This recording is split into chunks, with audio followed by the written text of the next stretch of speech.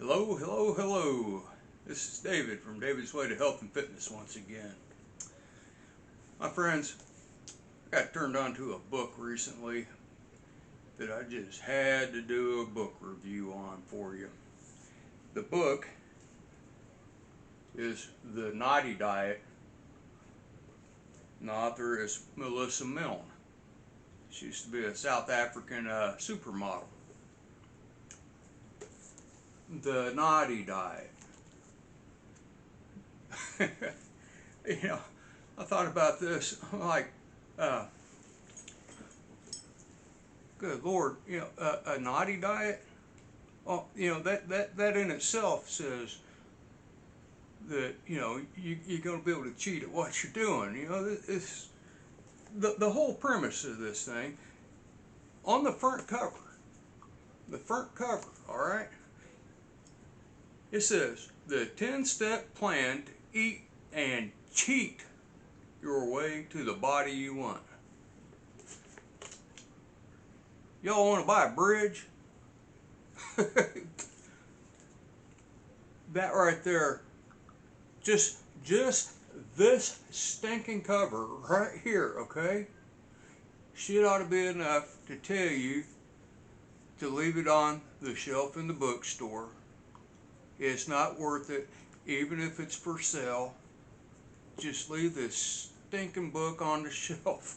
Because if you're wanting to lose weight and you're serious about it, it ain't gonna do nothing for you. Zip.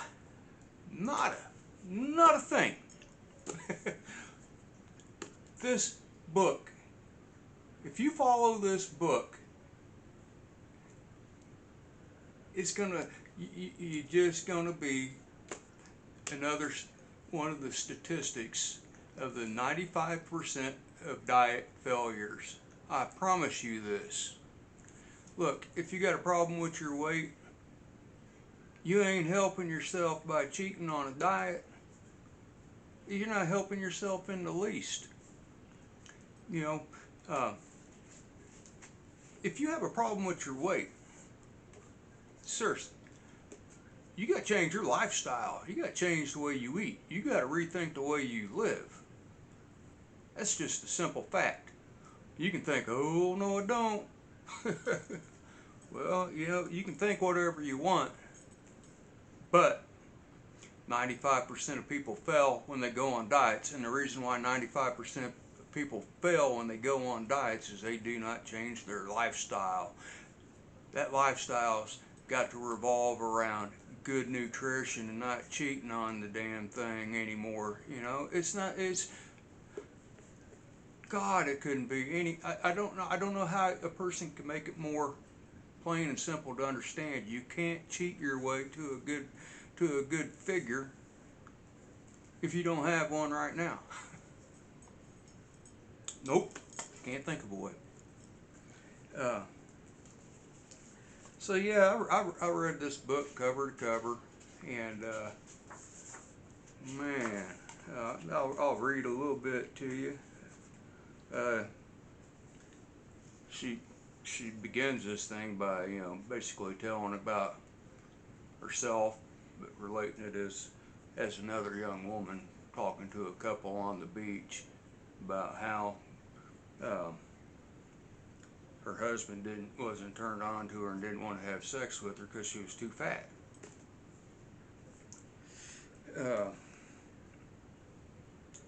She says, I was feeling fat. Oh, maybe I misquoted that. She says, I was feeling fat after dinner, and then I didn't feel comfortable getting naked because it was too bright.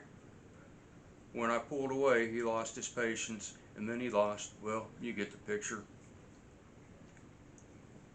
I waited until he fell asleep, and then I raided the mini fridge.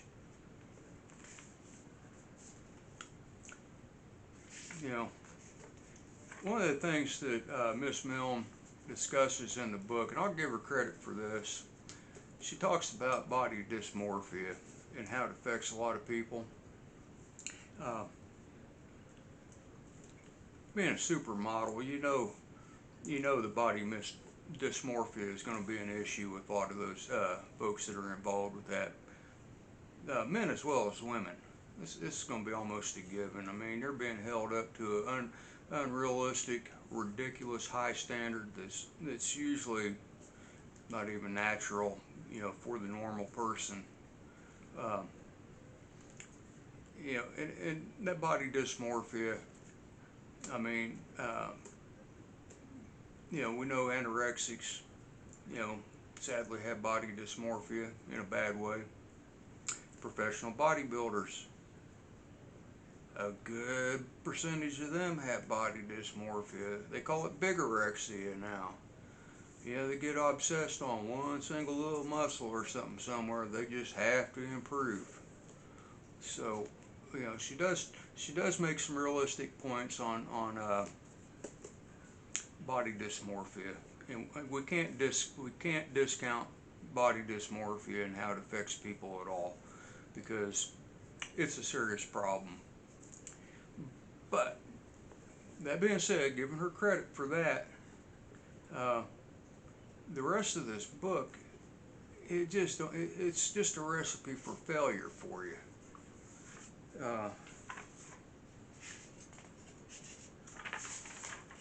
Her plan.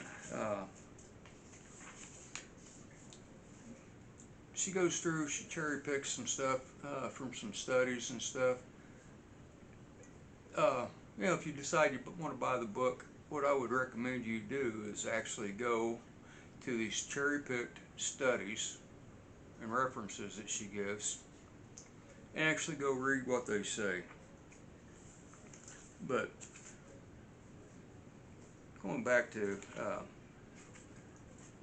straight out of this book here, the naughty diet means, this is what she's explaining. You'll never have to worry about willpower, guilt, or perilous perfectionism. Okay. I really don't want you to worry about those things either. But that being said, if you're unhealthy at the weight you're at, and you do something to derail yourself, you might ought to feel a little bit bad about it. Come on, we're talking about your health. It's serious business. I'm not talking about, you should let yourself get all laid up with shame, but you should have at least some little measure of guilt about derailing yourself, because, good Lord, you might want to say, well, if I remain fat, it's just on me. It's my business. It's nobody else's business. And I've heard all this stuff out of people before, but here's the reality. Your health will always become somebody else's business at some point. Somebody's going to have to help you when you get unhealthy. If it gets bad enough with your weight, you could find yourself prematurely in a nursing home. It happens every day. People find themselves in a nursing home because they can no longer take care of their basic functions of life, such as, not including cooking and doing their own laundry and stuff. I'm talking about, personal hygiene, just being able to clean up your rear after going to the bathroom. Yeah, it's that serious. Maybe you can't properly bathe yourself and somebody has to assist you. Maybe you can't trim your toenails any longer. You may not be able to clothe yourself anymore. When it gets to a point where somebody else has to come help you with your basic daily functions of life, guess what?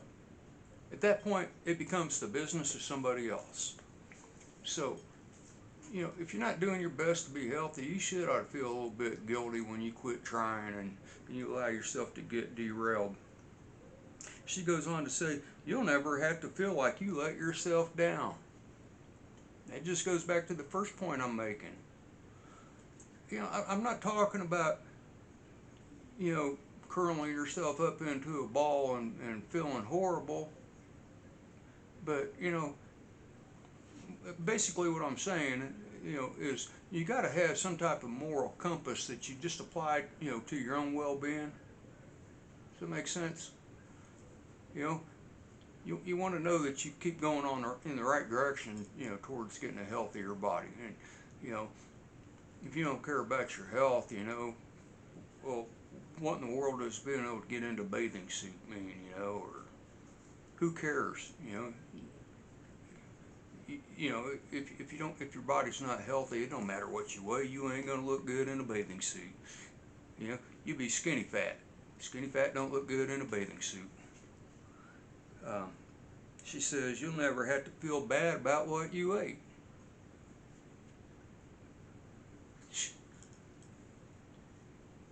Really? What if you ate a dozen donut holes?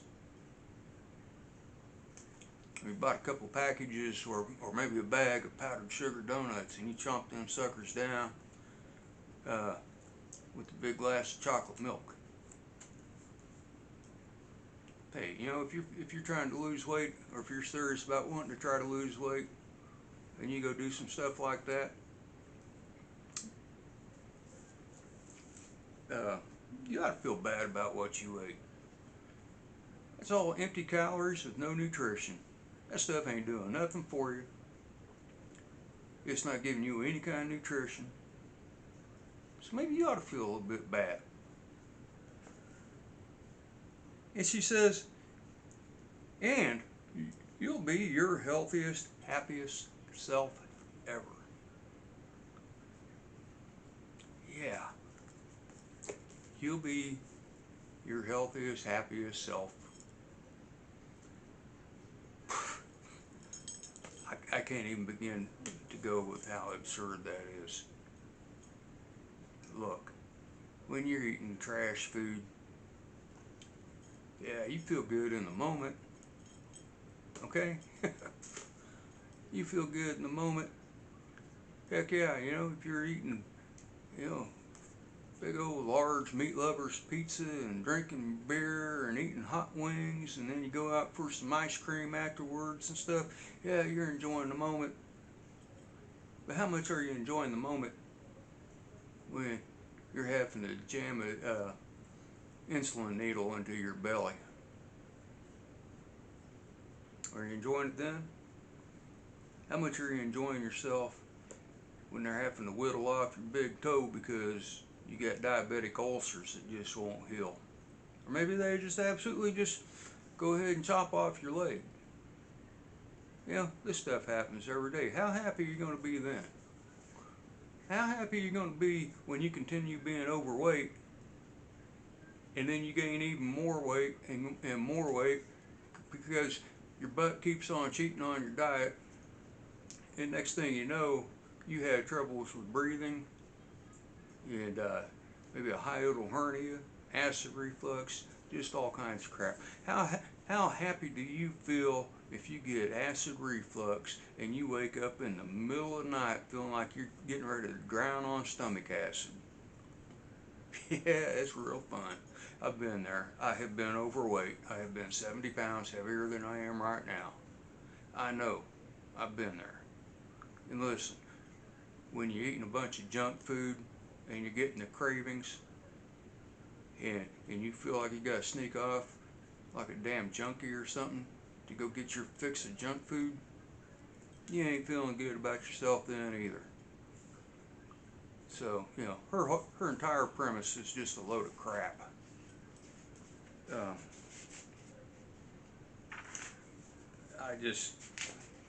She wants you to embrace her 4 naughty mantras. Be good or feel bad. This is the old girl, she tells you. The naughty way is don't be good or bad, be naughty.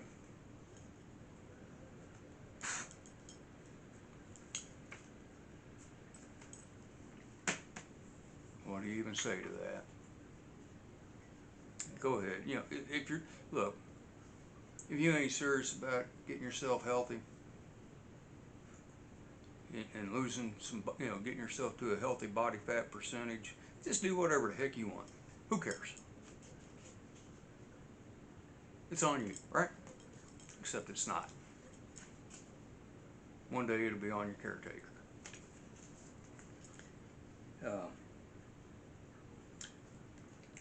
Wow. The crux of the naughty diet is granting yourself permission to find pleasure when eating that pizza. It's granting yourself permission to be naughty. Look,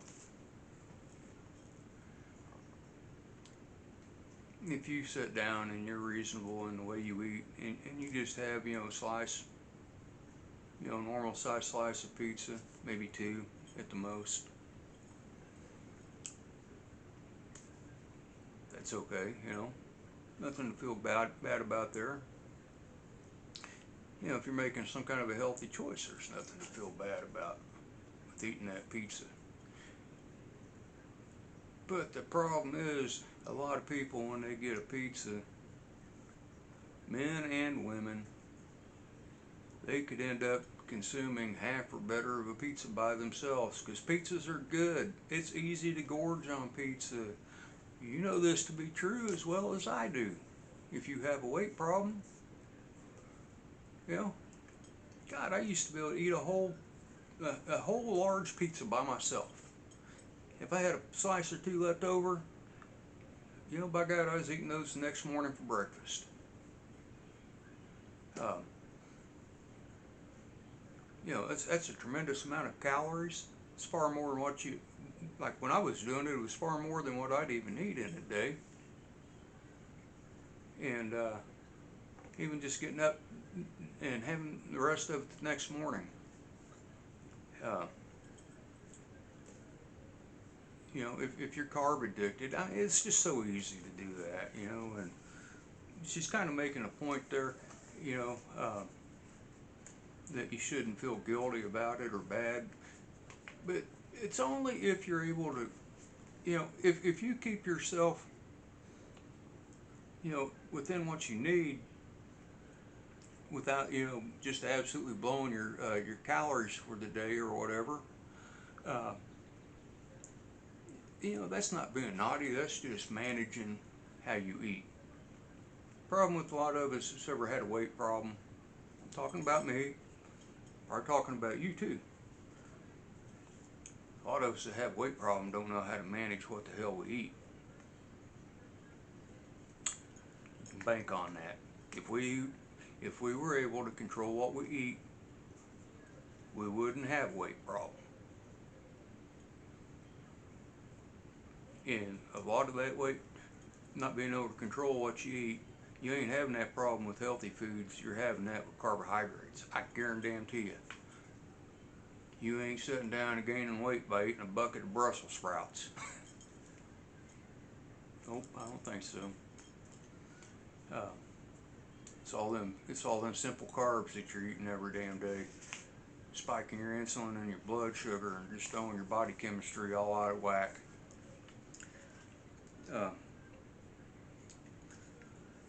Miss Milne, she makes a statement here that researchers explain that the problem with eating low-calorie food is that you're also getting low-nutrient food. You're not getting a solid return on your investment. I lost IQ points reading that. I feel just a little bit dumber reading that statement. But she quoted this. She quoted this straight from an article, How Calorie-Focused Thinking About Obesity and Related Diseases May Mislead and Harm Public Health. She cites this piece, okay? And you read this, you think, well, probably sounds legit. So you look this piece up. Now, her reference in here takes you to PubMed, which is like a government paper that has a lot of good information, but you go there, or you can go straight to it. What this links you to is a piece that was on the Cambridge University website. It's actually a pretty good article. There's a couple premises in there I don't exactly agree with, but that's okay. The vast majority of this article that this allegedly come out of is pretty solid. And the points that I disagree with, there's just a couple of them, and they're pretty minor, and it's really not significant, But the problem is, you can read this article, top to bottom, side to side, backwards. You ain't gonna find that damn statement. It's not in there. Nowhere in that article does it tell you that low-calorie foods are low in nutrition. I don't know where in the world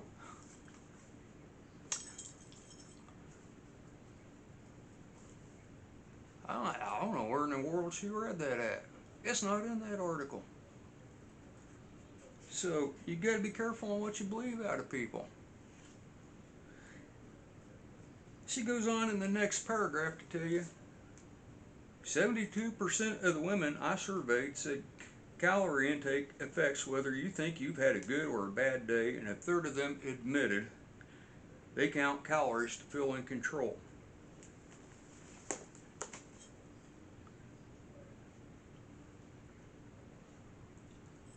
What does 72% mean to you? If 72 out of 1,000, 72% out of 1,000 women surveyed,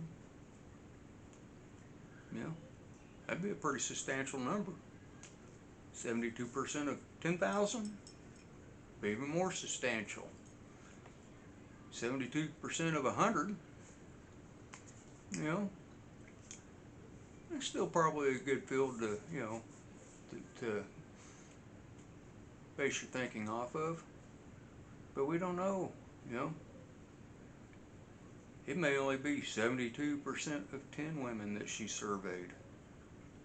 She don't tell you how many she surveyed. God, for that matter, it might be 72% of 5 women that she surveyed.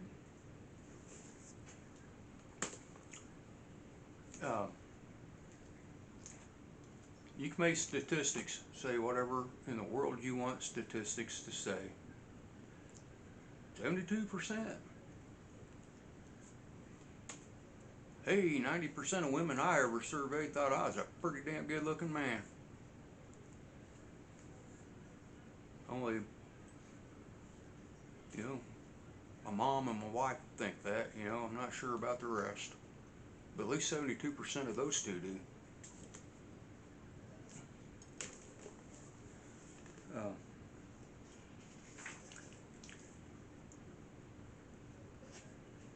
She goes on, talking about no longer feeling shame, and I've already touched base on that.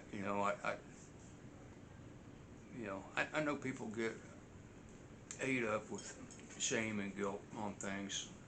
I don't want you to get there either. I mean, if you got a problem with that, I mean, that's terrible for your mental health. And I don't want you to do anything. I would never suggest that you have an attitude that would do anything that could impact your mental health in a negative manner. I'm not talking about that. But, you have to think about, what you do for yourself,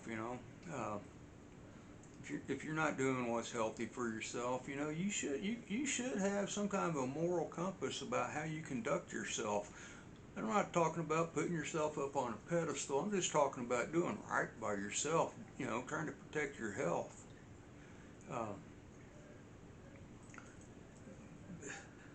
The rest of her book, like I said, I read it from cover to cover. She goes in there, she'll tell you that she's not really going to give you meal plans or anything like that, but then she lays out a bunch of recipes, and the way she lays it out, it's almost like she's laying out a meal plan. Uh, I I feel for Melissa Milne. She's a supermodel who has been up on a stage, and people expect perfection. I feel and understand the mental anguish that can come with unreasonable expectations. I feel for anybody who has body dysmorphia, women or men. There's a lot of people who got body dysmorphia. In today's age, with all the Instagram and other social medias and Photoshop and filtering and special effects and all kinds of crap they have out there, people are manipulating photos and stuff, and a lot of what you see, it's not even reality, but it's putting a unrealistic expectation on especially our young people. So what I'd like to say, is I feel for the woman, but by God, I don't think she's got any business whatsoever trying to give diet advice to anybody who is serious about wanting to try to lose weight and get a healthier body. The things that she informs her readers of in there, it's not going to help you with this. All it's going to do is, at best, it may slow down your weight. It may slow down your weight gain. But if you're cheating and stuff on your diet, you're just cheating yourself. You can't go on, and we don't promote diets in David's Way to Health and Fitness. We promote lifestyle change. Diets are temporary. They're always temporary in nature. People do them, they want to get over them. They do things, they restrict themselves so much on what they eat and stuff, then they do feel a need to go out and cheat. You need to stick with whole healthy foods. If you want to indulge in a little bit of something, sweet, as a treat or whatever, there's a lot of healthy alternatives nowadays. There's more healthy alternatives now than there's ever been. So you don't have to go for the junk. I say I cannot recommend this book to anybody. Just can't recommend it.